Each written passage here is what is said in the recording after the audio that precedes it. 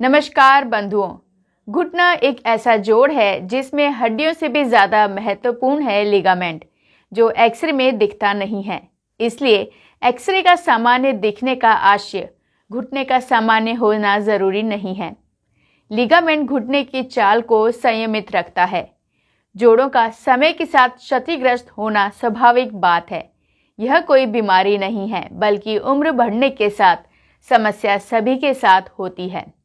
तो चलिए जानते हैं घुटने का लिगामेंट के बारे में डॉक्टर रजत जांगड़ जी से। घुटने में कितने लिगामेंट होते हैं? घुटने के अंदर में 4 लिगामेंट नॉर्मली होते हैं। इसमें से अंदर की तरफ में एसीएल और पीसीएल लिगामेंट होते हैं और आगे की तरफ में ये मसल या पेटलर टेंडन होता है और साइड में 2 लिगामेंट्स होते हैं जिनको अपन एमसीएल और एलसीएल कहते हैं। इसके अलावा ये जो सामने की बोन पटेला होती है, इसके साइड में एक एमपीएफएल लिगामेंट भी होता है। लेकिन घुटने में जो मोस्ट कॉमनली टूटने वाला लिगामेंट है वो इसके सेंटर में एसीएल, ये लगभग 70 to 80% इसमें चोट लगती है। तो ये जो चोट है नॉर्मली किसी ट्विस्टिंग इंजरी में, जैसे आपका घुटना खेल रहे हैं, कोई स्पोर्टिंग एक्टिविटी कर रहे हैं या मोटरसाइकिल किसी एक्सीडेंट में, जैसे आपका पैर साइड में टिकता है और उसके ऊपर में आपका घुटना घूम जाता है, तो ऐसी किसी चोट के अंदर में आपको लिगामेंट टूट सकता है। और इन लिगामेंट जो मैंने आपको 4 बताए, इसके अलावा घुटने में 2 गद्दी और होती है। ये एक इस साइड की अंदर की गद्दी, ये बाहर की गद्दी। तो ये दोनों गद्दियों में से एक गद्दी में चोट भी हो सकती है। ये अलग अलग जो स्ट्रक्चर्स हैं, कौन सी टूटेगी और कौन सी नहीं टूटेगी, इस चीज पे डिपेंड करती है कि जब आपका घुटना घूमता है या घुटने में जो चोट लगती है उस समय में आपके पैर की पोजीशन क्या है और साथ में उसमें जो चोट लगी है उसकी अमाउंट कितनी है, कितनी गंभीर वो चोट है। अगर मोटरसाइकिल की चोट होगी तो हो सकता है कि एक से ज्यादा लिगामेंट भी आपके टूट सकते हैं। जैसे जो एथलीट ज्यादा हाई इंपैक्ट एक्टिविटी करते हैं, जैसे जिम्नास्टिक्स है या फिर कोई रोप क्लाइंबिंग है जिसमें ऊपर से नीचे गिर सकते हैं, या ट्रेम्पोलिन है, इस तरह की जो चोट है उसके अंदर में ज्यादा संभावना है कि इंपैक्ट ज्यादा होने की वजह से मल्टीपल लिगामेंट्स, जो 1 या 2 लिगामेंट भी टूट सकते हैं। वो जो कंडीशन है उसको कहते हैं नी डिस्लोकेशन, मतलब आपका घुटना पूरी तरीके से उतर ही जाता है। तो जब भी आपको ऐसी चोट लगे, जैसे किसी स्पोर्टिंग इवेंट में लगी है या रोड ट्रैफिक एक्सीडेंट में लगी है, तो सबसे पहले तो यह है कि आप किसी एक्सपर्ट को दिखाएं। इनके लक्षण कैसे पहचान सकते हैं? पहचानने के लिए सबसे जरूरी सिम्टम है कि स्वेलिंग आ जाएगी। स्वेलिंग हो सकता है कि इमीडिएटली थोड़ी थोड़ी हो और कुछ समय के बाद में स्वेलिंग बढ़ जाए। घुटने में एकदम से फुलावट आ जाएगी, आपको ऐसा लगेगा कि घुटना बिल्कुल भारी हो गया, इसमें कुछ टेंशन जैसा क्रिएट हो गया। इसके अलावा इसमें दर्द होना स्टार्ट होगा। दर्द, अगर जैसे लिगामेंट पूरा टूट गया तो दर्द हो सकता है एक्सट्रीम हो, लेकिन हो सकता है कि आप घर तक पहुंचे या कहीं जगह पे जाते हैं, उस पर चलते रहते हैं, तो थोड़ी देर के बाद में उसमें दर्द बढ़ सकता है। इसके अलावा आप उसके ऊपर में पैर पे वजन नहीं डाल पाएंगे, आपको उठना, बेंड करना, सीधा करने में दिक्कत आएगी, और जैसे आप उसमें वजन रखने की कोशिश करेंगे तो आपको गिरने जैसा महसूस होगा। कई बार हो सकता है कि इमीडिएटली जब आप खड़ा करने की कोशिश करते हैं, जैसे खड़े हुए आप, तो आपको बिल्कुल ऐसा लगेगा कि मैं नीचे गिर रहा हूं। और जैसे घुटना पे आप वजन रखते हो, आपको लगेगा कि मैं एक तरफ जा रहा हूं, घुटना दूसरी तरफ जा रहा है, तो इसको कहते हैं गिविंग वे। घुटने में चोट लगने पर डॉक्टर क्या करवाने के लिए बोलते हैं? अब जब आपको ऐसा लग रहा है कि मुझे घुटने में चोट है और आपको डेफिनेटली किसी डॉक्टर को कंसल्ट करना चाहिए इमीडिएटली, तो डॉक्टर आपके घुटने को सबसे पहले तो चेक करते हैं, देखते हैं कितनी सूजन है। तो अगर सूजन ज्यादा है, दर्द ज्यादा है, तो वो ज्यादा टेस्ट उसके ऊपर में, परीक्षण उसके ऊपर नहीं कर सकते हैं फिजिकली। तो उस केस में डॉक्टर आपको एडवाइस करेंगे कि सबसे पहले आप एक एक्सरे करवाएं।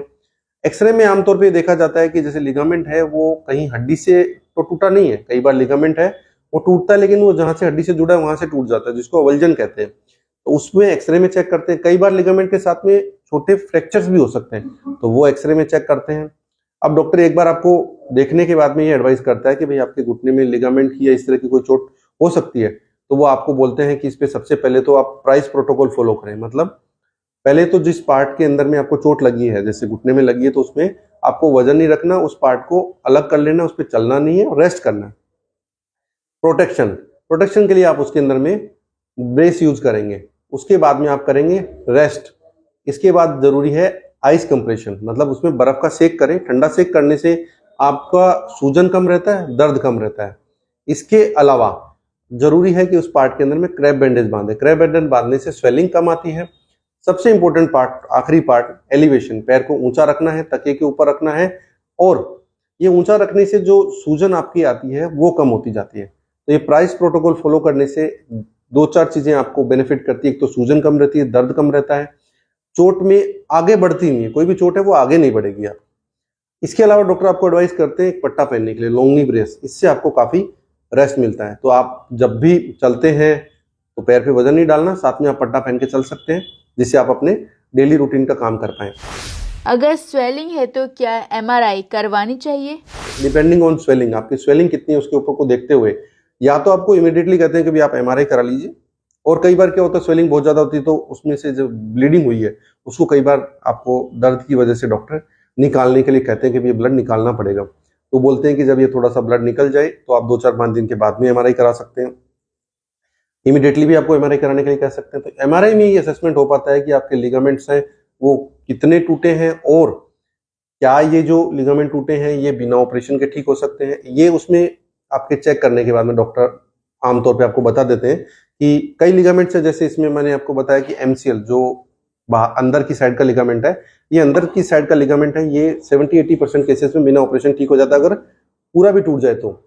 ये एसीएल का लिगामेंट जो मैंने आपको बताया मोस्ट कॉमनली टूटता है।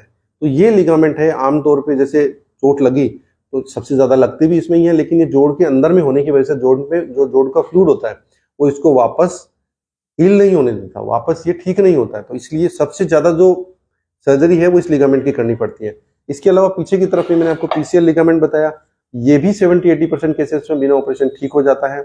इसके अलावा एक एमपीएफएल लिगामेंट है, इसकी भी ब्लड सप्लाई बहुत अच्छी होती है, तो ये भी काफी केसेस के अंदर में बिना ऑपरेशन ठीक हो जाता है। ज्यादातर जो ये बाहर की साइड का एलसीएल लिगामेंट या एसीएल लिगामेंट, इन केसेस में ऑपरेशन की जरूरत बहुत ज्यादा पड़ती है। मल्टी लिगामेंट जो केस बताया मैंने आपको, एक से ज्यादा लिगामेंट हो सकता है सभी लिगामेंट को भी ऑपरेशन कई बार करना पड़ जाए। अब जब आपके डॉक्टर ने प्लान बना दिया कि भी इसका जो पट्टा है वो आपको हो सकता है, अगर एमसीएल में चोट है तो उसको बिना ऑपरेशन के ठीक करने के लिए हो सकता है 4 हफ्ते पहनने के लिए बोले, 6 हफ्ते पहनने के लिए बोले, साथ में कुछ एक्सरसाइज करने के लिए बोले। और सिर्फ अगर एसीएल में चोट है तो आपको इमीडिएटली पट्टा पहनने के लिए बोलेंगे और आपको बोलेंगे कि आप घुटने को बेंड करने की और बाकी एक्सरसाइज स्टार्ट करो। ये एक्सरसाइज आप 3 से 4 हफ्ते करते हैं, और मल्टी लिगामेंट के केस में अगर 6 हफ्ते या उससे भी ज्यादा एक्सरसाइज करनी पड़ती है। लिगामेंट की सर्जरी कैसे करते हैं? जब आपके घुटने में दर्द कम हो जाता है, सूजन कम हो जाती है, घुटना मुड़ने लग जाता है और आपकी जो मांसपेशी है वो काम करने लग जाती है, तो अगर ये 4 चीजें प्रॉपर तरीके से ठीक हो जाए तो अब डॉक्टर और आपके लिए डिसीजन करना पड़ता है कि इसमें ऑपरेशन कब कर सकते हैं। तो आपका दर्द कम हो गया, सूजन कम हो गई, घुटना मुड़ने लग गया, मांसपेशी काम करने लगी, तो आप डॉक्टर से कह सकते हैं कि भैया अब मेरा ऑपरेशन आप कर दीजिए। अब ऑपरेशन करवाने के लिए लिगामेंट का ऑपरेशन कराते हैं तो सबसे इंपॉर्टेंट चीज ये है कि ये जो ऑपरेशन है वो आज के समय में दूरबीन से किया जाता है, मतलब आर्थ्रोस्कोपिक सर्जरी है, की होल सर्जरी है, जिसमें आपके 3-4 मिलीमीटर के ये जो साइड में इनको घुटने की आंखें कहते हैं, आईज ऑफ नी बोलते हैं, तो यहाँ से आप 3-4 मिलीमीटर का छेद करते हैं और अंदर की जो स्ट्रक्चर्स है, मेनिस्कस है, एसीएल है, इनको देखते हैं, इसको बोलते हैं आर्थ्रोस्कोपी या डायग्नोसिस करते हैं इससे।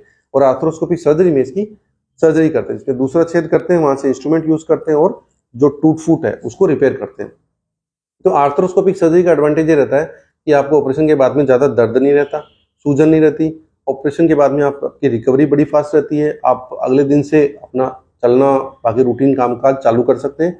वजन रख पाएंगे या नहीं, ये कितनी चोट है, ये देखने के बाद आपको डॉक्टर बताते हैं। तो जो आर्थ्रोस्कोपिक सर्जरी उसमें रिकवरी है वो आपकी बड़ी प्रिडिक्टेबल रहती है, फास्ट रहती है। सर्जरी कौन सी तकनीक से करानी चाहिए? आज के समय में सब जगह पे इंफॉर्मेशन का भंडार है, यूट्यूब पे आप देखेंगे, गूगल पे देखेंगे तो आपको ये टेक्निक बताएंगे, दूसरी टेक्निक बताएंगे। तो दोस्तों कोई भी एक सिंगल टेक्निक है एसीएल की सर्जरी की, वो हर प्रकार के जो केस है उसमें सक्सेसफुल नहीं है। 7 या 8 तरह की लिगामेंट सिर्फ एसीएल की सर्जरी है वो हम लोग करते हैं। तो एक तो सर्जरी होती है जिसमें आपको इंजरी हुई, आपने तुरंत इमीडिएटली दिखा लिया। तो अगर आपका लिगामेंट सिर्फ एक पर्टिकुलर जगह से ही टूटा है, जैसे फीमर की साइड से टूटा है, अगर उस पे इमीडिएटली आप दिखा लेते हो तो हम एसीएल रिपेयर ही कर जाते हैं, वो तो एक तरह की सर्जरी है।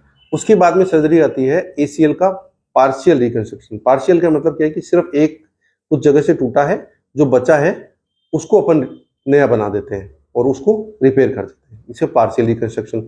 इसके बाद में आता है ऑगमेंटेशन। ऑगमेंटेशन का मतलब है कि कुछ पार्ट है वो पूरा टूट गया लेकिन बचा हुआ है सब्सटेंस, मतलब कुछ जो रिमेनिंग एलिमेंट है वो बचा हुआ है, उसको बचा देते हैं। इसके बाद में आती है अपनी स्क्रू टेक्निक। स्क्रू टेक्निक में करते हैं कि ऊपर की टाइमिंग साइड में एक बटन लगता है, बीच में आपका ग्राफ्ट लगता है, उसके बाद में नीचे एक आपका स्क्रू लगता है। इसके बाद में एक आती है ऑल इनसाइड रिपेयर टेक्निक। इसके अंदर में जो बोन की जो दोनों टनल्स हैं उसमें नीचे की साइड में कंप्लीट ना बना के ऊपर की तरह ही आधी बनाते हैं, ये ऑल इनसाइड रिपेयर टेक्निक आ गई। अब इसके बाद में ऑल इनसाइड रिपेयर टेक्निक के बाद में आती है fibre tape internal brace technique. तो वो सर्जरी भी अपन कर सकते हैं अगर रिक्वायरमेंट रहे कि भाई आपको जल्दी रिटर्न टू स्पोर्ट्स करना है। तो अगर आप प्रिडिक्टेबल रिस्क लेने को तैयार हैं लेकिन आप 6 से 9 महीने की बजाय वेट नहीं करना चाहते, जल्दी खेलना चाहते, तो अपन इंटरनल ब्रेस सर्जरी भी कर सकते हैं। इसके अलावा एक और जो आया है कि आर्टिफिशियल लिगामेंट भी आ गया है, बायो ब्रेस, वो टेक्निक भी अपन यूज कर सकते हैं। इसके अलावा एक टेक्निक है सेलेक्टिव बंडल एसीएल रिकंस्ट्रक्शन, वो भी अपन करते हैं। सेलेक्टिव बंडल का मतलब है कि सिर्फ एक जो बंडल है जो एसीएल का टूटा है उसको बना सकते हैं। अब कई बार एसीएल है वो अवल्जन होता है या लिगामेंट का अवल्जन होता है, मतलब हड्डी से वो उखड़ जाता है, तो एसीएल का जो पार्ट है उसी को वापस, जो हड्डी को वापस बैठा देते हैं सिर्फ सूचर्स के माध्यम से। इसमें स्क्रू बटन वगैरह कुछ यूज करने की जरूरत नहीं पड़ती, धागों के माध्यम से उसको वापस बैठा देते हैं। तो एसीएल अवल्जन का भी रिपेयर है। तो ये 7-8 तरह की अलग अलग टेक्निक्स है जिनके द्वारा हम जो एसीएल की सर्जरी करते हैं। तो कई बार पेशेंट बड़ा कंफ्यूज रहता है, हमसे पूछता है कि सर मैं ऑल इनसाइड करवा लूंगा। तो आपका इंडिविजुअल चेकअप के बाद, मतलब आपकी क्या कंडीशन है वो देखने के बाद, प्लस आपकी क्या डिमांड है वो देखने के बाद में, और किस टाइप का जो आपको टेयर है ये देखने के बाद हम डिसाइड करते हैं कि आपको कौन सी सर्जरी की जरूरत है। एसीएल सर्जरी का कॉस्ट कितना होता है? तो दोस्तों जो सर्जरी का कॉस्ट है वो 3-4 फैक्टर्स पे मेनली डिपेंड करता है। एक तो इम्पोर्टेंट चीज ये है कि आप सर्जरी कहाँ पे करवाते हैं। अगर आप किसी कॉर्पोरेट हॉस्पिटल में ऑपरेट कराते हैं तो डेफिनेटली चार्जेस ज़्यादा होंगे। किसी नर्सिंग होम में ऑपरेट करवाते हैं, छोटे हॉस्पिटल में ऑपरेट कराते हैं तो चार्जेस कम रहते हैं। इसके अलावा जरूरी चीज़ हो जाती है कि आपका इम्प्लांट कौन सा यूज़ कराते हैं। अगर आप इंपोर्टेड इम्प्लांट्स यूज़ कराते हैं तो आपके चार्जेस ज़्यादा होते हैं। इंडियन इम्प्लांट्स के साथ अगर आप सर्जरी कराते हैं तो चार्जेस कम होते हैं। आमतौर पे पेशेंट्स इस चीज़ से कंफ्यूज करता है कि हमारा बायो स्क्रू यूज होगा कि टाइटेनियम स्क्रू यूज होगा। अब आप ये देखें कि खाली जो स्क्रू है क्या उसी चीज़ की इंपॉर्टेंस है? मरीज ये सोचता है कि वो जो स्क्रू डाला है बस उसी की इंपॉर्टेंस है, वही सब कुछ है। जबकि जो स्क्रू की जो काम करने की जो जरूरत है अपने को सिर्फ 3 महीने है। 3 महीने के बाद में स्क्रू आप निकाल दो, चाहे कोई फर्क नहीं पड़ेगा। तो सिर्फ 3 महीने उसको काम करना, उस लिगामेंट को वहीं पे रखना। एक बार लिगामेंट हील हो गया उसके बाद उसकी जरूरत नहीं है। सबसे ज्यादा इंपॉर्टेंट चीज होती है किसी भी सर्जरी के अंदर उसके इंस्ट्रूमेंट्स। तो आप जब इंपोर्टेड स्क्रू यूज करवाते हैं तो इंपोर्टेड स्क्रू के साथ में इंपोर्टेड इम्प्लांट्स भी आते हैं, उसके इंस्ट्रूमेंट भी आते हैं।